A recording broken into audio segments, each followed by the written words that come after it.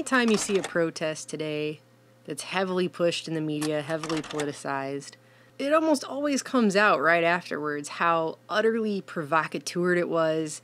Are you getting paid right now? Yeah, we all getting paid for this. Yeah. How much are you guys getting paid? It's like $60 per head. I mean, basically, we are all the people who are like out of work right now, who on the bench, haven't been out of work for about a year or two, something like that. So yeah. They just found you guys? Nah, it's a list. It's a list. How it was paid for by billionaires like George Soros. A city council meeting, candidates' town hall, protests. These political events rely on public input, but what if those concerned citizens were not for the cause, but were there for cash? I'm just a concerned citizen coming up here and speaking to you. But he's not. He's a self-described struggling actor from Beverly Hills who goes by the name of Prince Jordan Tyson. And he now believes he was involved in a secretive new industry where actors are hired to try and sway public officials. You give the grant, guess who's responsible? Some of those lines, he says, were scripted by this guy. Recent UCLA graduate Adam Swart and his business Crowds on Demand, which will stage rallies and demonstrations for almost any candidate or cause. And it just happens again and again and again. And right now we're coming up on the 50-year anniversary of the Detroit riots, which are considered some of the worst riots that has happened in modern American history.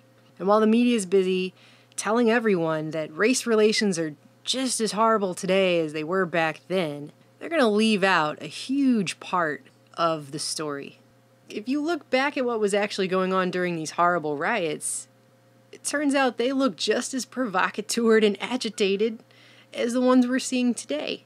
So this is back in '66, which is the summer before the Detroit riots, because they had riots during the summers. National Guard was getting called out in '66. This is July '66, and they were given shoot-to-kill orders in some cities, like in Chicago. It was that bad. And there was a huge riot in Cleveland also, where they had to call out the Guard.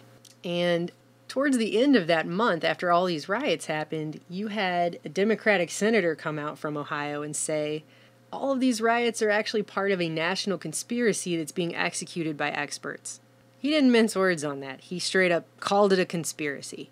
It was only a couple days later that one of the riots was charged to white supremacists. Keep in mind, this is before COINTELPRO supposedly officially started, which would have been in August of '67. But it looks really familiar, doesn't it?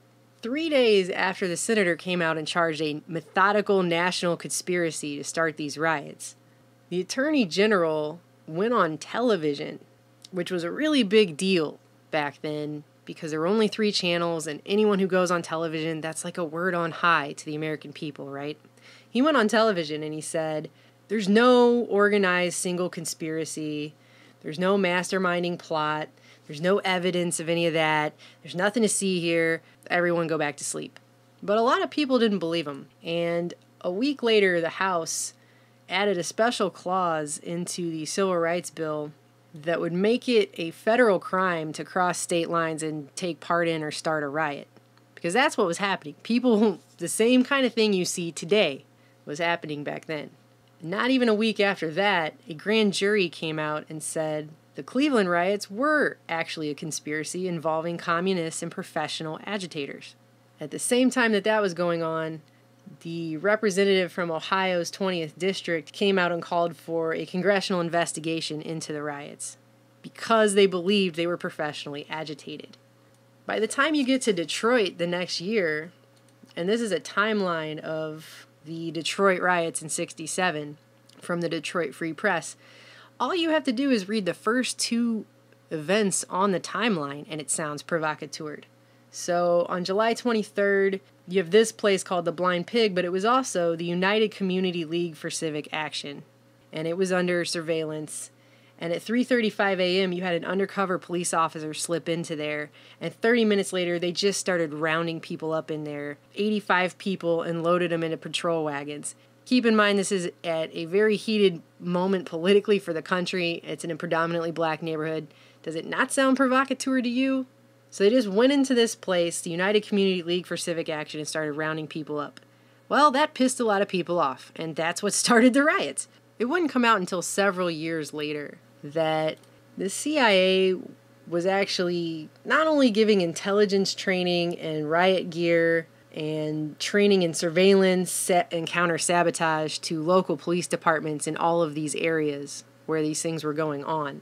But it also came out that Army intelligence units were politically spying on American citizens during that time. This article right here is from 1970, and it says, "A mounting controversy has been touched off by the charges that Army intelligence units undertook political surveillance of several hundred Illinois residents, including political leaders as Senator Stevenson and ex-Governor Kerner." And that's just in Illinois, and that's just what came out. Who knows what all was actually going on, but Army intelligence units were spying on American citizens. And then by the mid-70s, when all the church committee stuff was coming out, then it started to roll out, oh, by the way, the FBI had infiltrated all of these protest groups. The CIA admitted they infiltrated all the anti-war groups, all the civil rights groups. I mean, all the way up to the feminists and even church groups. Knowing that, when you then go back and look at things like, oh, I don't know, the fact that President Johnson put together a riot commission because of the charges of a national conspiracy. In 1967, he formed a riot commission, and he put an ex-CIA agent. It's a total joke. Obviously, it's Johnson, so it's a total joke anyway, but that's not the point. Also, I found it kind of interesting that when I was looking at these documents, I found this sanitized copy, declassified in part, of this news article in the CIA's files. There's something whited out up here, and there may have been other pages, but they didn't include them. But it specifically has to do with the Cleveland riot, and it talks about how there were undercover policemen as members of the Communist Party and other affiliated organizations in Cleveland, and they claimed they didn't know anything about any riots or anything like that, but they were definitely there. And they said, we didn't know anything about anything, we have no comment, and all of our information's classified. The point is, why would the CIA have a sanitized copy of this particular article, not approved for release until 2013, having to do with undercover police infiltrating groups in Cleveland at the same time that a riot had just occurred that a grand jury found was provocateured by professional agitators all the way back in '66. So that's been the protocol since the 1960s, and that's the same protocol you see today. Propaganda and infiltration and paid agitation, and it's all the same stuff. As long as we're not coming together, united, to stand against the corruption that has taken over this country, it doesn't matter what president they put in, it's the system itself. It's a well-oiled machine. What has really changed again? Are we still in the never-ending wars? Yes, of course we are. Do we still have a burgeoning police state that now has a huge advocate in the White House, even bigger than Obama was? It doesn't matter, though, because it's the same agenda going back to the Bushes and the Clintons and even past that. It's the same agenda, and it just continues. It doesn't matter who the president is. I wish people would get that, at least get that much. They may have a few token things that you like, but ultimately the same agenda always continues. We're still at war. We still have a burgeoning police state. Economically, what has really changed? Not a whole lot. The can will just continue to get kicked down the road, and the problems will just continue to get blamed on the previous administration, because the agenda itself will not change. But as long as they can keep pushing our buttons and keeping us fighting amongst ourselves, then they can ensure that any legitimate protests and the real problems that we all face together, regardless of race, religion, sexual identity, all the stuff they're trying to get us to fight about right now, will be quashed, and that the corrupt status quo will continue.